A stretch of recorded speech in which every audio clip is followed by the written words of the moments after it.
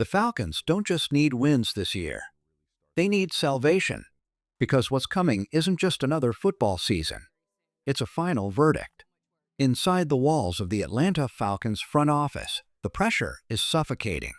You can almost feel it in the air, thick, heavy, and undeniable. A quiet war is being waged behind the scenes. Careers are on the line. Reputations hang in the balance.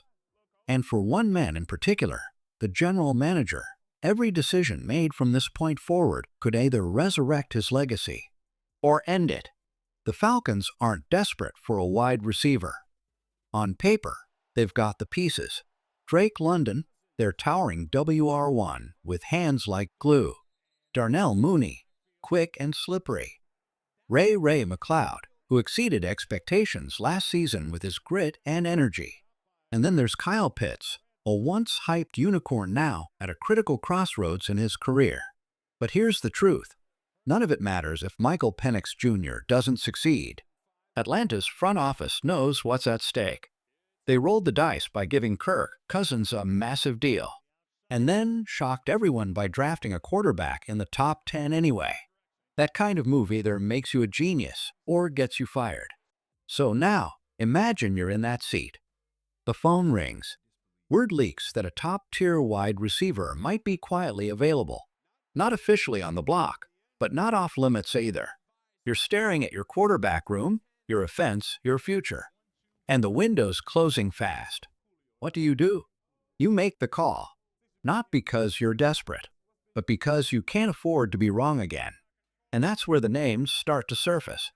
The kind of receivers who don't just show up, they transform offenses. They shift the mood of a locker room. One of those names? Terry McLaurin. Let's talk about him. Known as Scary Terry, McLaurin has quietly become one of the NFL's most respected wideouts. He doesn't have the flash of Tyreek Hill or the social media fame of Justin Jefferson, but ask any DB who's lined up across from him. They'll tell you, he's a problem. Smooth in and out of breaks. Physical after the catch. Relentless in contested situations. He's not a tier below the elite. He's right there, shoulder to shoulder. And now, he's approaching a crossroads of his own. He's entering the final year of his deal, a 3-year extension inked back in 2022. He just put up another 1,000-yard season, nearly 100 catches, double-digit touchdowns. He knows this might be his last big payday, and he's earned it. Does Washington want to let him walk? Of course not. But chaos breeds opportunity, and the Commanders, even under new ownership, are still figuring out who they are. If contract talks stall, if a rebuild begins, don't be surprised if his name quietly makes its way into trade conversations. Would a deal for McLaurin make sense for Atlanta? On the surface, maybe not. But dig deeper. Look past the depth chart. Look at the stakes. A GM trying to save his job. A rookie quarterback who needs every possible tool to succeed. A city starving for relevance. In that kind of pressure cooker, bold moves are born. This isn't just about acquiring a wide receiver. This is about a front office staring into the abyss and choosing to fight their way out. If Washington does the unthinkable and parts ways with Terry McLaurin, it would be one of the most questionable moves in their franchise's history. Trading away a proven leader, a top-tier receiver entering his final prime years? That's not just risky, it's reckless. But for Atlanta, it might be the kind of chaos they could quietly capitalize on. Yes, McLaurin is nearing 30. No, he's not going to give you 7 more years of dominance. But he doesn't have to.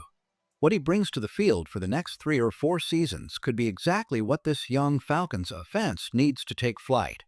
Picture it. McLaurin lined up on one side, Drake London opposite him, and Darnell Mooney working the slot. In the backfield, Bijan Robinson, a one-cut nightmare for defenders. And under center, the future Michael Penix Jr., trying to prove the critics wrong, needing every bit of support to survive the storm that's coming. That's not just an offense. That's a statement. But reality has a cost. And the Falcons' cupboard isn't full. After surrendering their first-round pick in a controversial draft decision and already down their 5th rounder, Atlanta doesn't have the kind of draft capital to throw around freely. Last draft? Only 5 picks. Resources are tight. Every asset they still have must be wielded like a sword, not scattered like confetti. So, the McLaurin dream? Tempting. But it might remain just that, a dream. Still, Atlanta can't afford to stand still. There's another name quietly circling the trade rumor mill. One that won't carry the same price tag, but might just bring the grit, edge, and fire this team needs. Jawan Jennings. Now for Georgia fans, yes, we know. The name stings. Flashbacks to 2016. A Hail Mary in Athens. A heartbreak at the buzzer. Jennings etched his name in Tennessee lore that day and carved it into Bulldog nightmares. But if you can let go of that moment for just a second, it's time to reconsider who this guy really is. Because Jawan Jennings? He's a fighter. A wide receiver who blocks like a linebacker. A teammate who sacrifices for the guy next to him. And if the 49ers had finished the job in last year's Super Bowl, he may very well have walked away with the MVP trophy. That's how big his moments were on the league's biggest stage. And here's a little twist. Jennings didn't even come into college as a receiver. He was a quarterback, and not just any quarterback, the highest-rated high school QB on the field in that Super Bowl. Higher than Mahomes. Higher than Brock Purdy. He made the switch to wide receiver because that's what his team needed. That's who he is. Adaptable. Underrated. Relentless. And now, just like McLaurin, he's staring down a contract decision in San Francisco. The Niners have money to spend, but not infinite funds. If Jennings wants a bigger role and a bigger payday, there's a chance he becomes available. For Atlanta, this could be the perfect match. A wide receiver who won't cost first-rounders, who brings toughness, postseason experience, and a chip on his shoulder, who's willing to get his hands dirty. And best of all, someone who would complement, not compete with, the skill set of London and Mooney. It wouldn't be flashy. It wouldn't be front-page news. But it could be the kind of move that holds a young offense together when the pressure reaches its peak. Because this year in Atlanta, good enough simply isn't. Jawan Jennings was never supposed to make it this far. Undrafted. Overlooked. Forgotten by many. But now, he's become one of the best values in the NFL, and he knows it. After securing a modest 2-year extension as a restricted free agent, Jennings is playing at a level far beyond the $7 million per year he's earning. That number, a bargain for a wide receiver with his postseason presence, physicality, and football IQ, isn't going to hold for long. He wants to get paid. And frankly, he's earned the right to ask. But the 49ers are walking a financial tightrope. They've already extended Brandon Ayuk, and they just invested more resources by drafting wide receiver Ricky Pearsall. At some point, even a contender like San Francisco has to make tough decisions.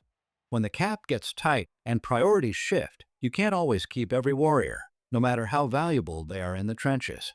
So what if the Niners do what good organizations sometimes have to do? What if they say, "We love you, but we simply can't afford you"? If that moment comes, Jennings might suddenly be available, but only for the right price. And given that Ayuk is still rehabbing from an ACL/MCL injury, San Francisco would need a truly compelling offer to let Jennings go. It wouldn't be easy. It wouldn't be cheap. And Atlanta? They're not likely to throw around premium assets. At least, not yet. But let's step back for a second. Let's look at the pieces already in place. Darnell Mooney is a burner. He stretches the field, forces safeties deep, opens up lanes underneath. Drake London? He's the do-it-all machine, physical at the catch point, a technician in tight coverage. Ray McCloud adds speed and spark. The room is good. Some might even say it's complete. But Jawan Jennings brings something different, something this Falcons offense doesn't quite have. He's a yards-after-contact monster, a punisher over the middle, a receiver who thrives on chaos, who turns 5-yard passes into 20-yard gains. And for a young quarterback like Michael Penix Jr., who's going to face a storm of NFL pressure in year one. Those short, physical throws to a reliable outlet can become a lifeline. You could argue the Falcons don't need Jennings, but this season isn't about need. It's about survival. The Falcons are standing on the edge of a cliff. Their GM knows it. Their quarterback will soon feel it. And the idea that more is more? It's not just a slogan anymore. It's a strategy born out of desperation. If you're Terry Fontino, you're not sleeping well. You're waking up in the middle of the night, drenched in sweat, your mind replaying every risk you've taken. Drafting a quarterback after signing another to a massive deal. Banking your job on the growth of a 24-year-old with no NFL snaps. Watching a division filled with question marks, and knowing that if you don't seize this window, you might not be around for the next one. So no, Atlanta doesn't need Jawan Jennings.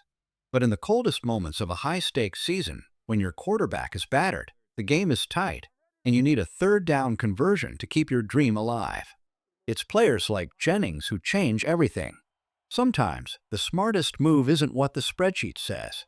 It's what keeps your season alive, one brutal catch at a time.